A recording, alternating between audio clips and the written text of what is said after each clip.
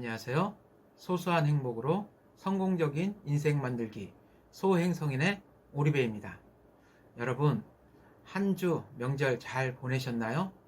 하지만 명절 끝에 갑자기 이렇게 코로나 환자들이 확 늘어버려서 지금은 3,000명대가 넘더라고요. 걱정 많이들 되시죠?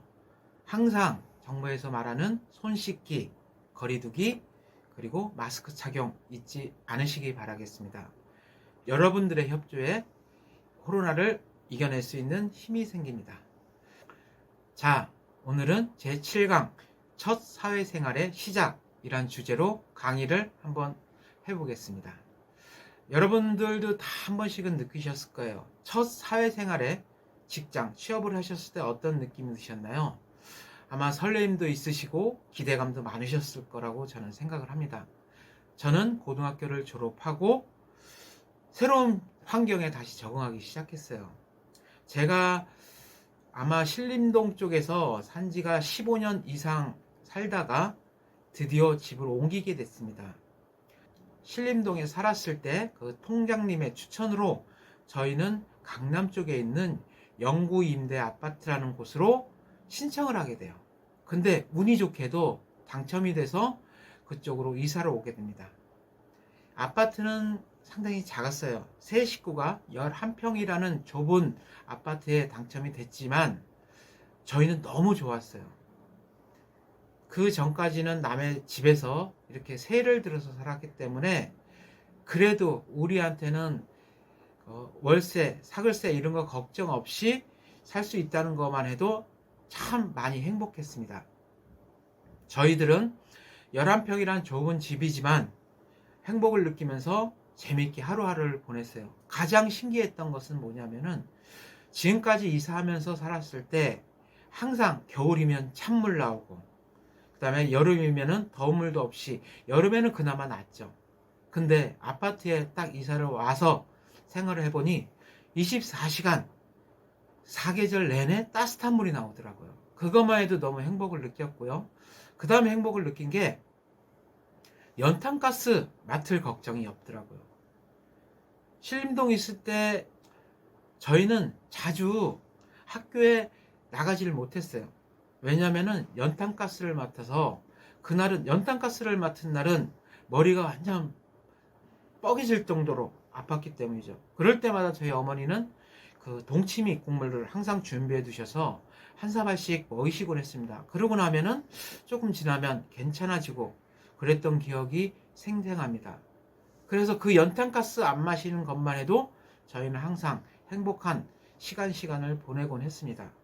방은 자그맣게 두 개가 있었어요. 하나는 제 여동생이기 때문에 여동생이 방을 하나 쓰고 그 다음에 거실 겸 안방으로 하나가 있었는데 거기는 저하고 저희 어머니 이렇게 둘이 쓰게 됐습니다. 저희는 그런 집에서 재미있게 살다가 이제 고등학교를 졸업했기 때문에 취업을 나가야 됐어요. 그래서 저는 상업고등학교를 나왔기 때문에 은행이나 각종 격리 업무 이런 업무에 들어갈 줄 알았는데 막상 고등학교 졸업생을 뽑는 직장이 없더라고요. 근데 마침 어느 중소기업 조명회사에서 격리직 또는 영업직 사원을 구한다고 그러더라고요. 그래서 저는 격리직으로 이력서를 냈죠. 그래서 서류 면접은 무사히 통과를 한 후 면접 보는 날이 돼서 면접을 보러 갔어요. 그 회사는 조그마지만 그래도 주식회사라서 저쪽 장안동 쪽에 자리 잡고 있더라고요. 그래서 저는 그 회사로 면접을 보러 갔습니다. 근데 그 광고와는 틀리게 격리직은 여 직원만 뽑더라고요. 거기서 제안을 한 게 있어요. 저한테 영업을 한번 해보지 않겠냐. 그래서 영업이랑 판매 별 차이 없을 것 같다고 저는 네 라고 바로 대답을 했죠.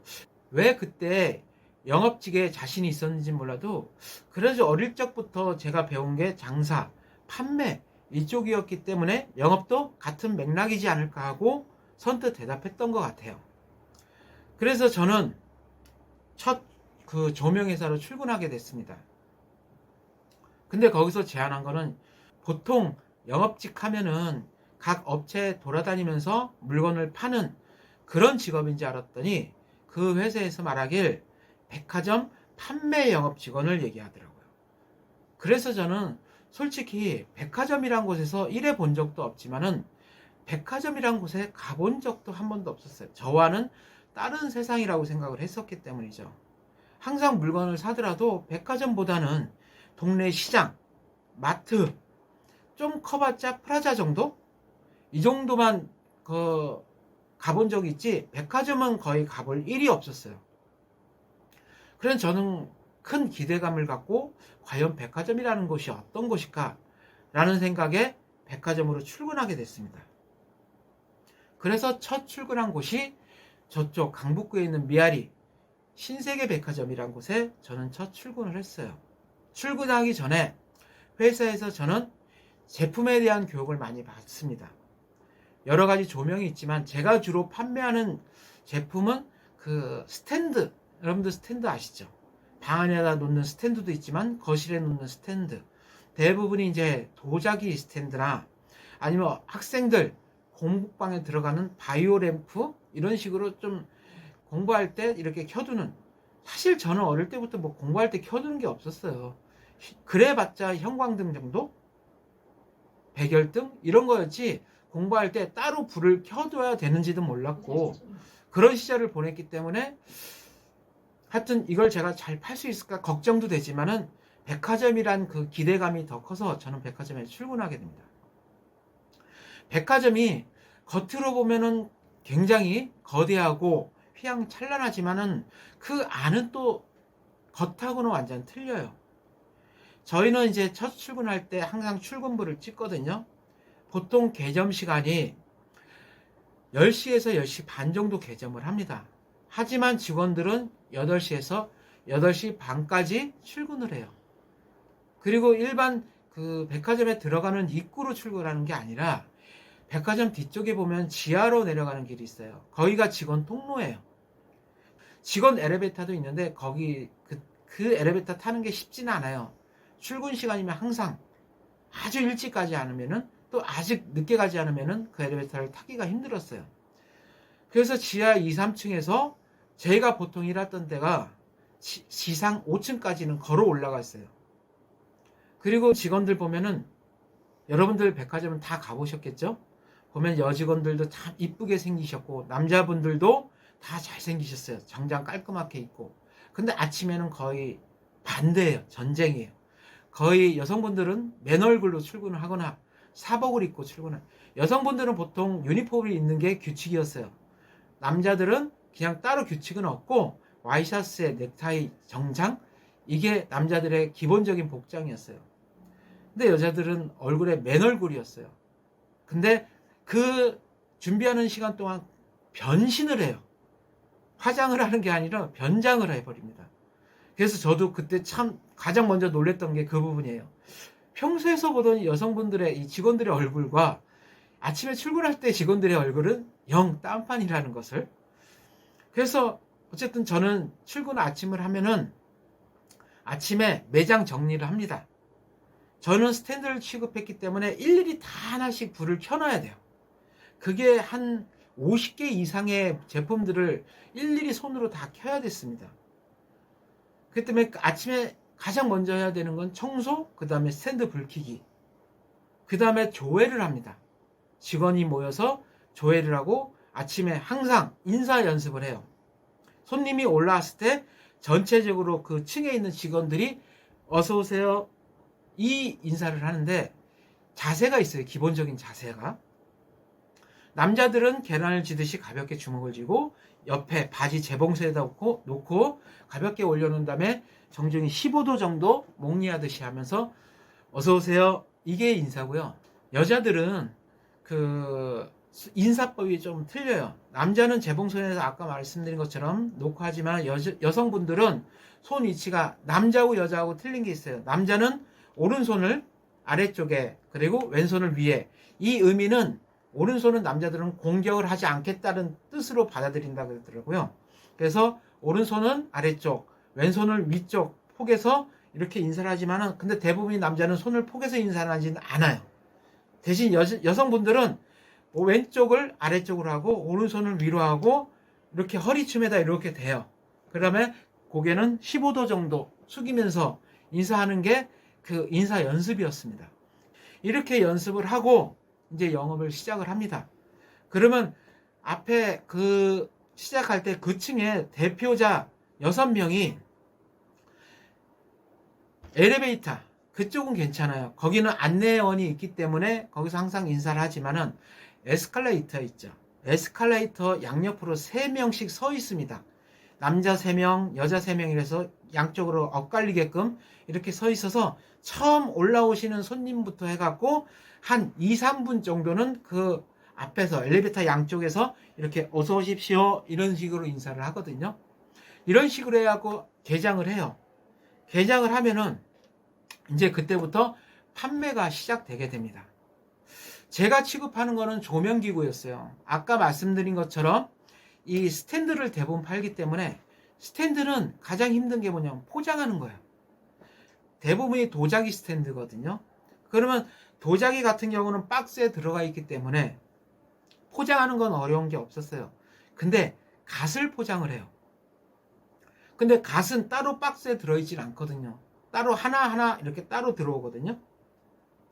이 갓을 어떻게 포장해야 될지 이렇게 갓 모양 아시죠? 이렇게 갓 모양을 포장하기가 참 애매해요. 그래서 저는 항상 이것 때문에 힘들어 했는데 마침 제 옆에 코너에 있던 분이 그 장식품 또는 성물용품 이걸 취급하는 코너였기 때문에 그 형이 그때 그분도 저보다 나이가 한 10살쯤 많으신 형인데 그 형이 꼼꼼하게 그 선물 포장을 아주 잘 하시더라고요. 그래서 저는 그 형님한테 이렇게 포장하는 법을 하나하나 배우게 됩니다. 전 솔직히 새로웠어요. 백화점이라는 곳에 있는 물건들이 저와는 전혀 다른 세계의 물건들 같았어요. 카페트뿐만 아니라 냉장고, 저희 5층에는요 가전제품뿐만 아니라 가구제품, 그 다음에 홈 패션 제품들이 이렇게 딱 진열이 돼서 팔고 있었는데 사실 이런 물건들이 저하고는 전혀 상관없는 물건들이었거든요. 집에 카페트를 깔아본 적도 없고 대부분 중고시장이나 시장에서 물건을 샀지 백화점이라는 곳에서 사본 적은 없었어요. 그러니까 너무 신기한 거예요. 저는 사회 초년생이기 때문에 궁금한 게 너무 많아지는 거예요. 그래서 그 층에 있는 모든 코너를 돌아다니면서 팜플렛 있죠. 제가 가장 정보를 습득하기 편한 게 팜플렛이에요. 그럼 각 매장마다 팜플렛이 다 준비되어 있어요. 그럼 하나씩 이렇게 봐요. 아, 카페트는 뭐 실크, 울, 그 다음에 인조 카페트 여러 가지가 있구나. 그리고 뭐 홈패션에는 어떤 그 침대 카바니 뭐니 이런 것도 있고 가전제품에는 어떤 것들이 있다. 가구에는 어떤 이제 유명 메이커도 있지만 비메이커들도 사제 제품이라 그래요. 사제품들도 이렇게 들어와 있더라고요. 근데 이게 구조가 대부분이 이 업체들이 직영이 아니에요. 본사에서 들어오는 업체도 있지만은 대부분이 주위 상권 아니면은 이런 근처에 있는 대리점에서 입점을 하는 겁니다. 그렇기 때문에 어떻게 했어요? 좀 치열해요. 판매 경쟁이. 그래서 심지어는 나중에는 이제 이 판매 때문에 주먹 다툼 할 때도 있더라고요. 아무튼 그런 경쟁적인 이 겉으로 볼 때는 우아하지만 그 안에서에는 완전 전쟁이에요. 그 안에서의 판매하시는 분들끼리는. 저는 돌아다니면서 그 코너 형들한테 형 이건 얼마짜리예요? 이건 얼마짜리예요? 이렇게 물어보니까 형들이 저한테 별명을 지어준 게 있어요. 짤이라는 별명. 이유는 아시겠죠? 이게 얼마짜리예요? 이게 얼마짜리예요? 하다 보니까 제 별명이 어느 순간 짤이란 별명을 갖게 됐습니다. 그리고 장사라는 거에 매력을 느끼게 돼요. 여러분 매력이란 뜻이 뭔지 아세요? 이 매자가 귀신에 홀릴 매자예요. 그리고 힘력. 귀신에 홀리는 힘. 그래서 이걸 매력이라고 합니다. 왜냐하면 이 장사의 판매의 매력을 느끼는 게 내가 얼마나 설명을 잘하고 손님의 관심을 얼마나 사고 손님의 호기심 그 다음에 손님께 얼마나 만족을 시키냐에 따라서 내가 물건을 파고 그 물건의 값을 치러서 제가 수익을 올리고 요거에 대한 매력이 하나하나 느껴지게 되더라고요. 다행히 저는 어릴 때 어머니를 통해 이 장사라는 거에 대한 그 융통성 있게 장사하는 법을 깨우치게 돼서 판매는 어렵지 않게 하게 됐어요. 그래서 그 판매라는 게 참 매력이 있구나. 그래서 여기 하나하나 솔직히 백화점에 들어갔을 때 전 이게 천직이라고 생각하고 들어가진 않았거든요. 뭐든지 해보자라는 생각이 있었기 때문에 백화점 생활도 내가 한번 도전해 봐야 되겠다라는 생각으로 들어가게 됐습니다. 하지만 나중에 이게 천직이 될 거라고는 생각도 안 했죠. 저는 이렇게 백화점에서의 생활을 조금씩 적응하면서 관심을 갖게 됩니다. 여러분, 판매라는 것과 인간관계의 공통점이 있습니다. 혹시 뭔지 아세요? 지금까지 쭉 말했을 때 눈치 빠르신 분들은 느끼셨을 거예요. 먼저 판매의 특징은 뭐냐면은 판매의 가장 중요한 요점은 관심이에요. 이 관심은 두 가지 관심이 있습니다. 첫째적으로 관심이 있는 게 물건에 대한 관심이에요. 사람이 관심을 갖게 되면은 뭐가 생기냐? 관찰을 하게 됩니다. 관찰을 하다 보면은 그거에 대한 뭐가 들어올 거예요, 저한테. 정보가 들어와요. 그리고 이 정보를 토대로 판매를 시작하게 됩니다. 그리고 또 하나의 관심이 뭐냐면은 판매하는 분들에 대한 관심이에요. 손님에 대한 관심이 있어요. 관심이 생깁니다. 내 물건을 이분한테 팔 수가 있을까 없을까? 그러면 그 손님에 대해 또 관찰을 하게 돼요. 이 손님의 취향은 어떤 취향일까? 이 손님의 옷 스타일이나 어떤 이런 말투, 행동을 보면은 관찰을 하게 돼요. 그럼 이 손님에 대한 정보가 들어오게 됩니다. 그거를 유용하게 적절하게 사용한다 그러면은 판매가 이루어지는 거예요. 그 손님이 원하는 제품, 원하는 상품을 제가 제 물건을 통해서 손님께 전달을 하면은 그 손님과 맞게 되면 이 물건이 하나가 팔리게 되거든요. 인간관계도 똑같습니다. 먼저 그 사람에게 관계를 맺고 싶다면 관심을 갖게 됩니다. 그러다 보면은 그 사람에 대한 관찰을 하게 돼요.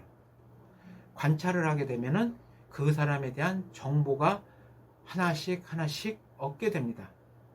이처럼 판매와 인간관계는 비슷한 맥락이 참 많아요. 누군가 관계를 맺고 싶으시면은 관심을 가지십시오. 관심은 다른 말로 사랑입니다. 사랑이 없으면은 인간관계는 맺기 힘든다는 거죠. 자, 여러분, 그럼 한 주 동안 행복하시고요. 코로나 힘내서 잘 이겨내시길 바라겠습니다. 그럼 오늘도 순간순간 행복하세요. 감사합니다.